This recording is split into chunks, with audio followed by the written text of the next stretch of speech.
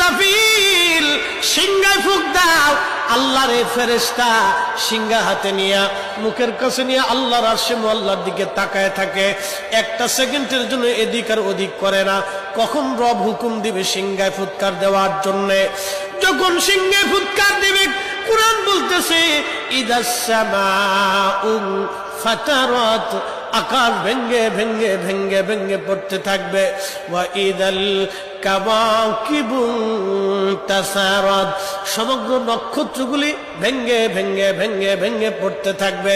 ওয়া ইদাল বিহারু ফুজ্জিরাত, সমুদ্রের তলদেশ উদ্দোলিত হয়ে যাবে। সমগ্র পানিগুলি পৃথিবীর উপরে আছাড় মারবে, আর ধুয়ে পারলে সব পৃথিবীবাসীকে নিয়ে যাওয়া হবে।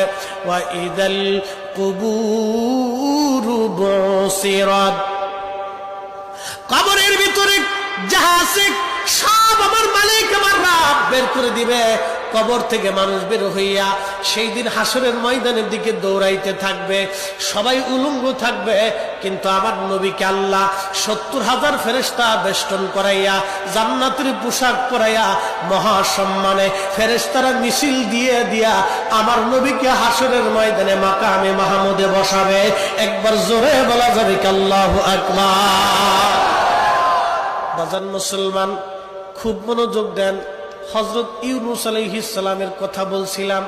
মাছের পেটের ভিতরে ইউনূস, চিন্তা করলেন মরে গেলাম না বেঁচে আছি, লাড়াচাড়া দিয়ে দেখলেন না বেঁচে আছি। দাঁড়ায় গেলেন খুদার পয়গম্বর, দাঁড়ায় দিয়ে সেজদার মধ্যে পড়ে গেলেন। মাছের পেটের মধ্যে সেজদার মধ্যে পড়ে বলতেছে লা ইলাহা ইল্লা আনতা সুবহানাকা। বিপদের দোয়া, কঠিন মুসিবতের মধ্যে যদি পড়ে যান তাহলে খতম ইউনূস এই দোয়াটা খতম দিতে থাকবেন। আল্লাহ যখন ইউনূস আলাইহিস সালাম এই জিকির শুরু করলেন, ইউনূসের এই জিকির আর ওই মাছের পেটের মধ্যে রইল না, এই জিকিরটা চলে গেল আরশে মুআল্লাতে। সুবহানাল্লাহ বলা যাবে। আরশে মুআল্লার পাশে এই জিকিরগুলি চারপাশ দিয়ে ঘুরতেছে। আরশে মুআল্লা ধরে রাখছেন ৪ জন ফেরেশতা কাঁধে করে। এই ৪ জন ফেরেশতা আল্লাহকে ডাক দেবে, বলে রব আপনার বান্দা ইউনূস তিনি জীবনে ভালো অবস্থায় থাকার সময় আপনার জিকির করেছে, আজকে সে মাছের পেটের ভিতরে পড়ে গভীর সমুদ্রের মধ্যে আপনার জিকির করতেছে। আল্লাহ ইউনূসের জিকিরের আওয়াজ আরশে মুআল্লার চারপাশ দিয়ে ঘুরতেছে। আল্লাহ আপনি আপনার ইউনূসকে মাফ করে দেন।